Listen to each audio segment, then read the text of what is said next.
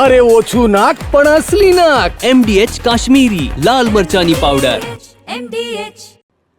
હજારો કરોડોના કોડિન કફ સિરપ ઉત્પાદક પર ઈડીએ કાર્યવાહી કરી, જ્યાં ગુજરાત સહિત દેશભરમાં 25 સ્થળોએ ઈડીનું સર્ચ ઓપરેશન ચાલી રહ્યું છે.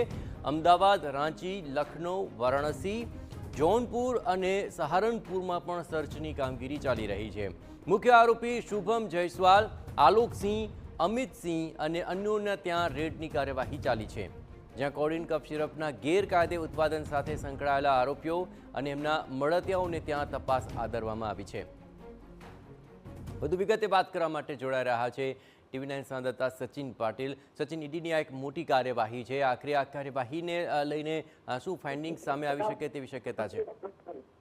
જે પ્રકારે આ ઘટના બની છે, જે પ્રકારે આખો મામલો સામે આવ્યો છે, કોડિન કફ સિરપના વેપાર સાથે સંકળાયેલા જે આરોપીઓ છે, જેમાંથી શુભમ જયસ્વાલ જે છે એ દુબઈ ભાગી ગયો હોવાની જે માહિતી છે એ ઈડીને તપાસ દરમિયાન સામે આવી છે.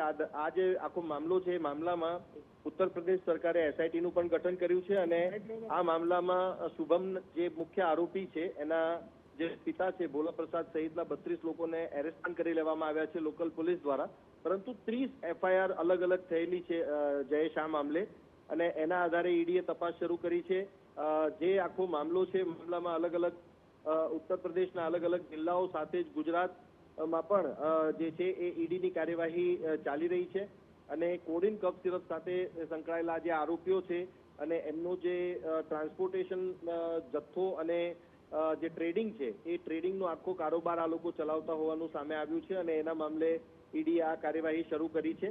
અને વહેલી સવારે 7:30 વાગ્યાથી ઈડીની ટીમો જે છે એ અલગ અલગ સ્થળોએ 25 જેટલા સ્થળોએ જે છે એ આ દરોડાની કાર્યવાહી હાથ ધરી રહી છે અને એમાં બીજા પણ ઘણા મોટા ખુલાસાઓ સામે આવે એવી શક્યતાઓ છે. પરંતુ હાલ કોડિન કફ સિરપ જે છે એનો જે આ ગેરકાયદેસરનો ધંધો ચલાવવામાં આવે છે એને લઈને અને એના કારણે જે લોકોને નુકસાન થાય છે, લોકોના સ્વાસ્થ્યને નુકસાન થાય છે, એ વિષય પણ ખૂબ મોટો છે.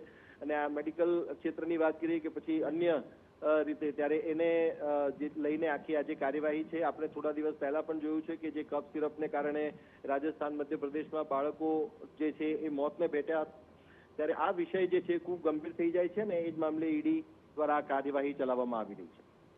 બિલકુલ સચિન, તમામ ગતિવિધિઓ પર આપ નજર રાખતા રહેજો. તો આ રેડની જે કાર્યવાહી ચાલી છે તેમાં કોડિન કફ સિરપના ગેરકાયદે ઉત્પાદન સાથે સંકળાયેલા આરોપીઓ પર અને મળતિયાઓ પર તવાઈ બોલાવવામાં આવી.